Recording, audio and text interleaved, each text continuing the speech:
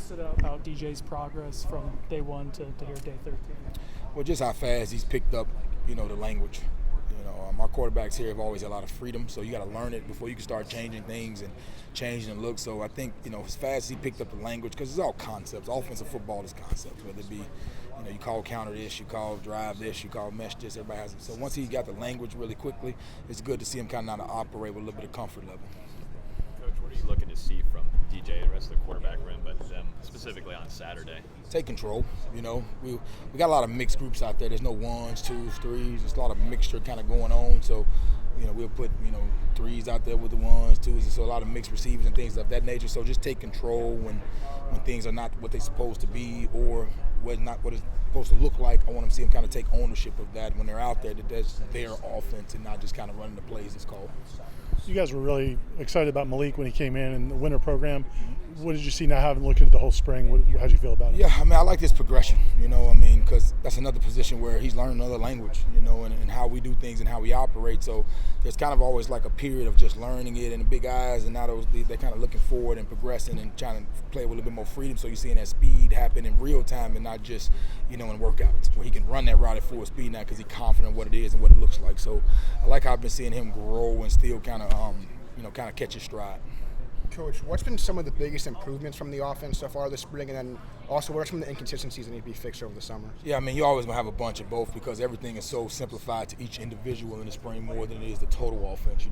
We're looking for each individual person to just be a little bit better than the last practice. We're not really collectively planning for the group as per se. It's just more individual to get better. It's not like we're planning against the defense or scouting this or thing. So I think the biggest thing has been guys embracing a fundamental aspect of the spring and applying it to the big picture. So I guess what we want to see now is a little bit more big picture, when you go to a showcase, but we still want to see that's still practice 14. So I still want to see the improvement from practice 13 when we go to 14.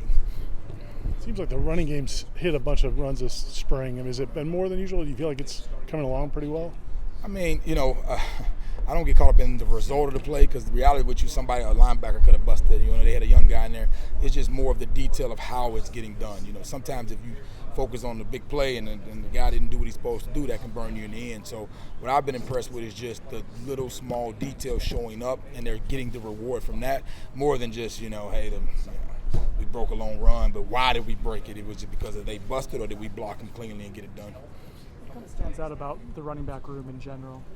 Their relationship. I watched a couple times where I have to move Roydale and LT out the way because they're behind me coaching up the other Seminoles guys. So LT's leadership really sticks out, and Roydale coming in and jamming quick because he's an older guy too. And watching him grow and then the maturity of Cam and the growth of Sam and Lucas is, just I love Jalen Lucas because, he thinks he plays everything. He thinks he quarterback, running back, catching. He thinks he can do it all, but he probably can. But I like that room, just their togetherness, and how they focus and push each other. Along those lines, have you seen a lot of chemistry building between the entire offense and the camaraderie? How's it been off the field? Yeah, that's what I challenged them. We got some new faces and some new guys in there. So if we don't learn to play for each other and kind of do it for the man next to you, then we just running plays and hoping good players make plays instead of going that extra step to strain for the brother that's next to you. And you got to go through some adversity for that. You got to go through hard practices, fights. You got to go outside of this building. You got to go through the thing with all that kind of stuff. You got to go, cry on each other's shoulder about something. All that comes with time. So we forced a lot of those situations by getting them together as much as possible. All the guys. Saturday, I challenged them all to take their position groups to get a meal, and then yesterday we had them all out together. So it's just finding those moments to force that camaraderie, and then them building their own relationships to learn how to play for each other. Have you seen? I'm sorry, Darius. It seems like he's really embraced the leadership role. Is that something that you guys had to encourage him to do, or is that just natural because he's been? Oh, so he better. He's been here before I got here. Darius gave me my first campus tour, so if he can't have leadership, then I don't know. Ask Coach, what about Jeremiah Byers? What have you seen from him this spring, developmental-wise, and things that you're wanting him to maybe improve on? Jeremiah got thrown to the wolves, man. He came in, it was a different deal, and I threw him out there because I had ultimate trust because of how he works and how he prepares, and I knew his growth that he was going to take. But I think now he's kind of settled in and saw what it takes to be good, and he's had that daily routine for improvement. And that's what it is, man. You got to find your routine to get you a little bit better because it might not be like the next man. You might have to watch a little bit more, come out here by yourself. So I think he found his routine for improvement, and he's had some embarrassing meetings and embarrassing times, which has grown him a lot. So I'm fired up to see what he's going to be. What have you seen from the tight end room specifically? It seems like Landon's really come on strong down the stretch in spring. Landon's a good player. I mean, he's a smart, tough, South Georgia mentality type kid. So, he comes in from a good high school program, so he knows how to work. He knows what to do.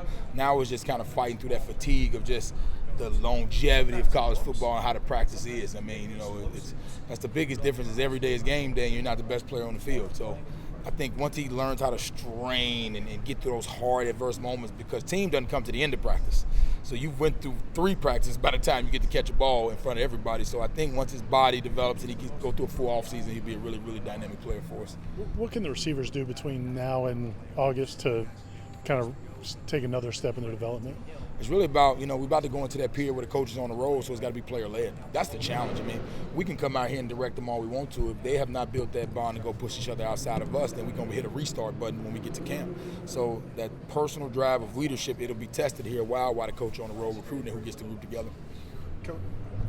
The helmet communication, how have you felt more comfortable throughout spring, and how have the players been feeling with it as well? Yeah, I think it's been mixed feelings, because sometimes we get a little wordy with it. We want to tell them everything. No, man, I think it's been awesome, I mean, I don't think it's changed much for us. We have different, unique ways to communicate with our quarterback, but I do like it's more of a calming effect, and with new guys, so you kind of give them, because we don't want to give them cheat codes. We just want to give them nice, soft answers. Hey, calm down. Hey, breathe. Hey, make sure you give me some tempo here. Hey, know the situation of just little bit reminders right now. But I think as we go into the summer, we'll go a little bit deeper in how we're going to communicate in game situations, because we still want to install and learn and improve right now.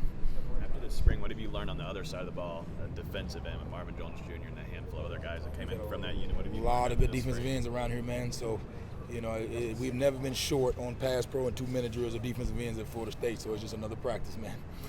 He's a good player, though. So we've had a lot of them that were very, very tough to block, and it's helped us build that O-line rather quickly.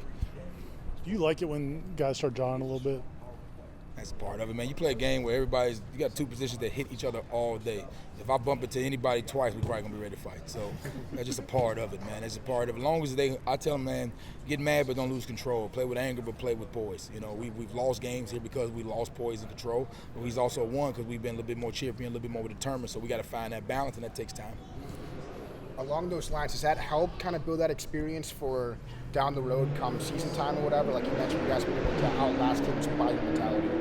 Yeah, I mean, some of it is older guys have done it and played for a long time, and it's just a guy in front of them they really don't know that well. So it's also building that relationship to be able to go push each other without being a personal attack. But also, it's emotional practice, going through 13 practices, hitting the same people, and now you get an extra push, and now your response and your emotions are a little bit higher. Now, where do you go after that moment is what's going to determine whether we're good or not. And, we got a lot more time to be hitting each other, so we'll keep learning. You're good?